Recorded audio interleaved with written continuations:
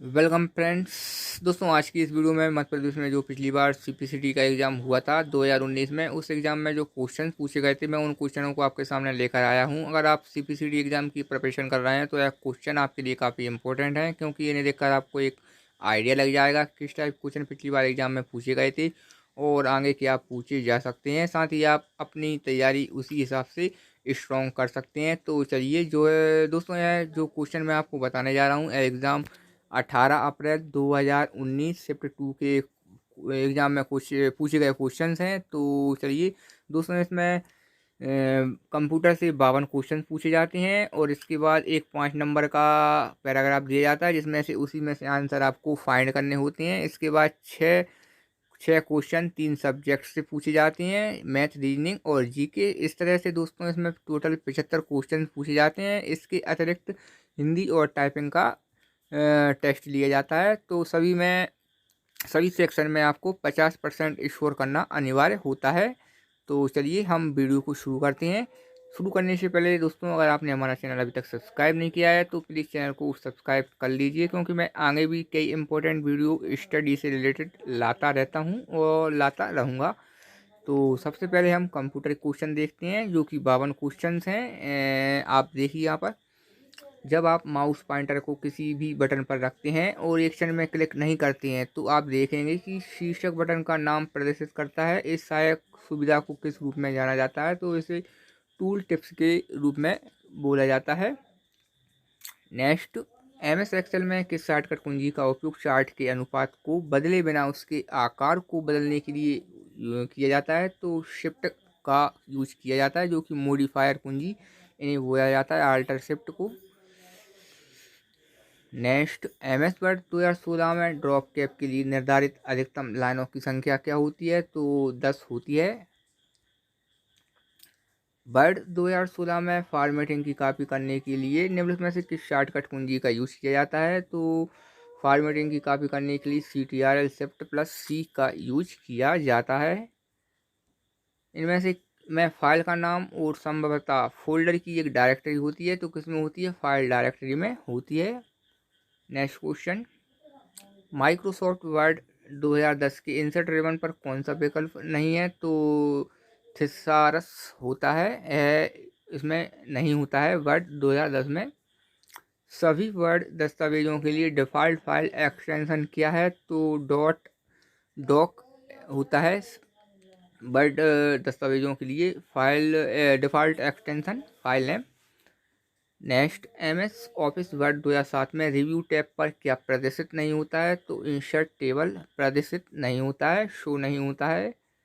एक डिवाइस जो कि केबल के इस्तेमाल के बिना नेटवर्क से जुड़ता है उसे क्या कहा जाता है? तो इसे वायरलेस बोला जाता है, जिसमें केबल का यूज नहीं होता है। माइक्रोसॉफ्ट एक्सेल में यूजर को उन वर्कबुक्स की प्रतियां साथ लाने की अनुमति देता है जिन पर अन्य यूजर ने स्वतंत्र रूप से काम किया है, तो मर्जिंग बोला जाता है इसे। नेक्स्ट, विशेष प्रकार के उपकरण को नियंत्रित करता है जो आपके कंप्यूटर से जुड़ा होता है, जैसे प्रिंटर, कीबोर्ड या माउस। तो वह डिवाइस ड्राइवर होता है, इसी के माध्यम से सभी जुड़े होते हैं। विंडोज 10 में कौन सा विकल्प इंट्यून द्वारा प्रबंधित केवल कंपनी डेटा को माइक्रोसॉफ्ट इंट्यून हटा देगा? तो इसमें फुल वाइप है इसका आंसर। एमएस पावर पॉइंट में टेक्स्ट बॉक्स के अंत में जाने के लिए किस शॉर्टकट की का यूज किया जाता है? तो CTRL प्लस एंड का यूज किया जाता है। एमएस पावर पॉइंट में इंक मार्कअप दिखाएं या छुपाएं प्रदर्शित करने के लिए किस की का यूज किया जाता है? तो CTRL प्लस M का यूज होता है। Next, MS power point clip board पर स्क्रीन की तस्वीर की प्रतिलिपि बनाने के लिए किस की का यूज किया जाता है? तो इसमें आंसर नहीं दिया गया है। स्क्रीन की तस्वीर की प्रतिलिपि, इसका आंसर दोस्तों शिफ्ट प्लस प्रिंट स्क्रीन होना चाहिए मेरे अकॉर्डिंग। इसमें भी दिया गया है, for the question discrepancy is found in question answer full marks in being awarded to all candidate, जो कि इसमें कुछ गलत दिया होगा ऑप्शन। तो इसमें सभी जो भी दिए गए थे, एग्जाम दिया गया था, उसमें सभी के लिए इस क्वेश्चन में नंबर दिए गए हैं।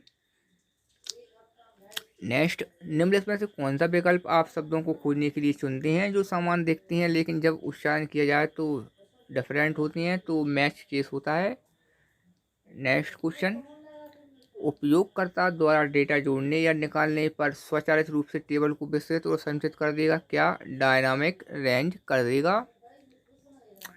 डिफ़ॉल्ट रूप से एक पिवट तालिका किसी टेक्स्ट फील्ड को यानी कि क्या करती है? गणना करती है।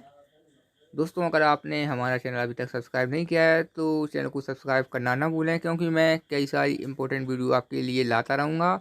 और मैंने पहले भी कई सारी इंपॉर्टेंट वीडियो मेरे चैनल पर हैं जिसमें कि CPCT के संपूर्ण सिलेबस के बारे में बताया है, और पटवारी का जो आने वाला एग्ज़ाम है उसकी पूरी मैंने पिछले ईयर के जो क्वेश्चन पेपर हैं उन सभी की मैं अपलोड कर चुका हूँ सीरीज।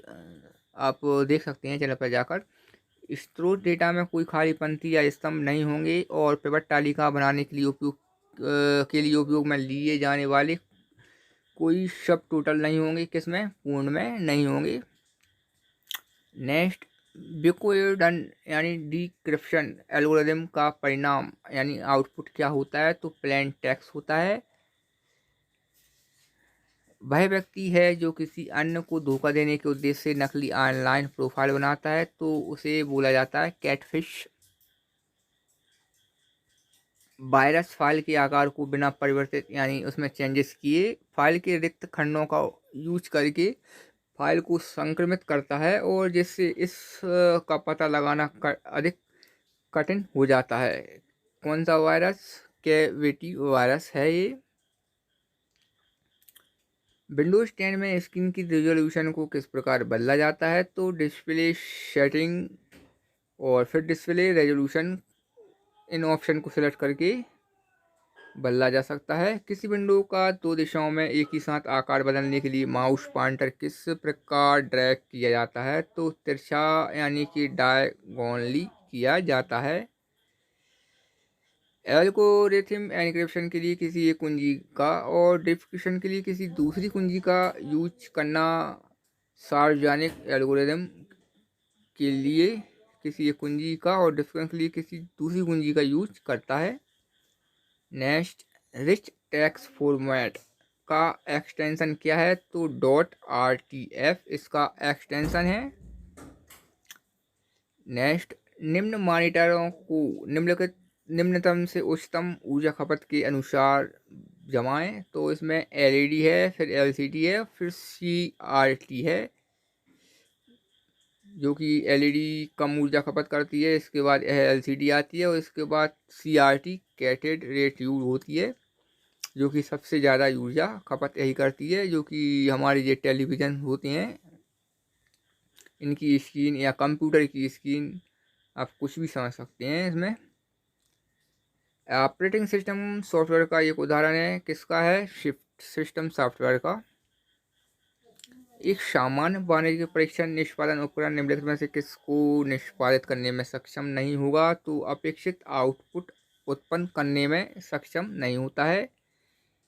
यहाँ पर यह चित्र दिया गया है, उपरोक्त आकृति को देखें और रिक्त स्थान भरें। उपरोक्त चित्र में विकल्प टैब के अंतर्गत है, तो प्रूफिंग विकल्प टैब के अंदर है। स्पेलिंग एंड ग्रामर, यह प्रूफिंग विकल्प टैब के अंतर्गत आता है। दिए गए कथन में के स्थान में उपयुक्त विकल्प भरें। पूरे टेक्स्ट को छोटा करने के लिए यह मार्ग है। इसमें फॉन्ट होम, फिर फॉन्ट केस बदलें और लोअर केस करें। छोटा करने के लिए फॉन्ट छोटा करने के लिए यूज होता है। इनमें से क्या ब्राउज़र नहीं है? तो यह सभी ब्राउज़र हैं जिनसे हम इंटरनेट चलाते हैं, और है स्टार्ट पेज है जो कि ब्राउज़र नहीं है, जो कि विंडोज 10 में या विंडोज 7 में जो हम कंप्यूटर में देख सकते हैं इसे। MS वर्ड से गूगल डॉक पर फाइल अपलोड करने की प्रक्रिया क्या है? तो गूगल ड्राइव खोलें, इसे क्लिक करें, अपने गूगल अकाउंट में प्रवेश करें, न्यू और फाइल अपलोड पर क्लिक करें। यह इस पर अपलोड करने की प्रक्रिया है। माइडेम को इंस्टॉल करने के दौरान आप पासवर्ड सेटिंग कौन से चरण पर निर्दिष्ट कर सकते हैं? तो कनेक्शन प्रकार का चयन करने के बाद कर सकते हैं। डायरेक्टरी का वह कौन सा डॉक्यूमेंट बनाता है जिसमें मेल मर्ज में एड्रेस की कैटलॉग सूची या प्रिंटेड सूची समाविष्ट होती है? सिंगल होता है। नेक्स्ट, एडीएसएल का फुल फॉर्म क्या है? तो असिमेट्रिक डिजिटल सब्सक्राइबर लाइन इसका फुल फॉर्म होता है एडीएसएल का। नेक्स्ट, धीमी गति इंटरनेट सेवा से जुड़े सबसे बड़े नुकसान में से क्या है? तो सैटेलाइट है। यदि सेवा हर समय चालू रहे तो इसके हैक हो जाने की संभावना बनी रहती है। क्या? डीएसएल। यदि डीएसएल सेवा हर समय चालू रहे तो इसके हैक होने की संभावना सबसे ज़्यादा होती है। डिजिटल सब्सक्राइबर लाइन इसका फुल फॉर्म होता है डीएसएल का। निम्न में से किस इंटरनेट सेवा के साथ आप स्ट्रीमिंग यानी प्रवाह फिल्म नहीं देख सकते, स्ट्रीमिंग संगीत नहीं सुन सकते या बिजली जैसी तेज इंटरनेट गति पर ब्राउज नहीं कर सकती? तो कौन सी वह इंटरनेट सेवा है? तो डायल अप कनेक्शन के द्वारा है, मतलब वह काफ़ी स्लो नेटवर्क होता है। बोलचाल में जिसे एक वेब पता कहा जाता है, एक वेब संसाधन का संदर्भ है जो कंप्यूटर नेटवर्क पर अपना स्थान और इसे पुनर्प्राप्त करने के लिए एक तंत्र निर्दिष्ट करता है। तो उसे क्या बोला जाता है? यूआरएल यानी कि यूनिफॉर्म रिसोर्स लोकेटर उसे बोला जाता है।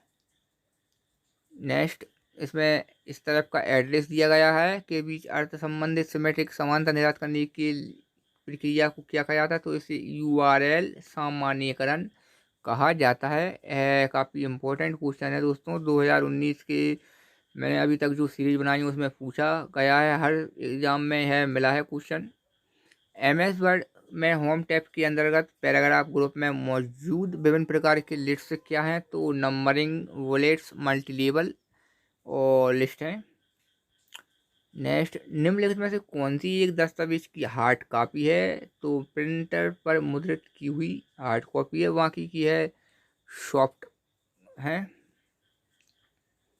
सीपीयू पते डेटा कंट्रोल सिग्नल जारी करता है और निर्देश data state signal interrupt request प्राप्त करता है। यह संचार एक सिस्टम बस के माध्यम से किया जाता है, इसलिए सीपीयू का एक अनिवार्य घटक सिस्टम बस के लिए एक इंटरफेस है जिसे क्या कहा जाता है? जिसे बस कंट्रोल ब्लॉक कहा जाता है।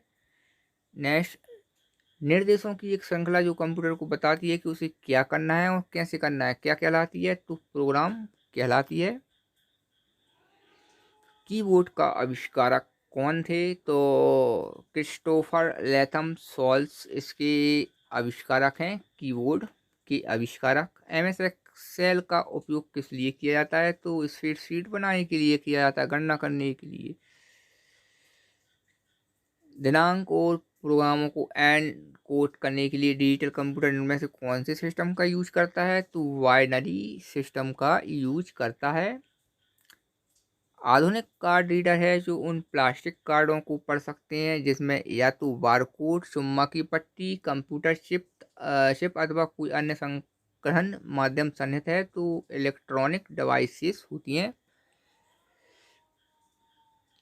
डेटा आवश्यकताओं के अनुमान के द्वारा हार्ड डिस्क प्रदर्शन को बेहतर बनाता है। क्या बनाता है? डिस्क क्रैशिंग होता है, कैशिंग। नेक्स्ट, डिजिटल कैमरे में और शटर इमेजर के लिए प्रकाश की सही मात्रा को स्वीकार करती हैं, एक्सेप्ट करती हैं, वह डायफ्राम है।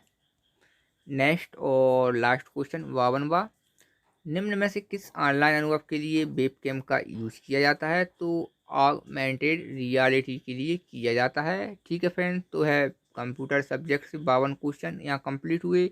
अब देखते हैं हम इसमें 5 नंबर का एक पैराग्राफ किस टाइप के पूछा जाता है।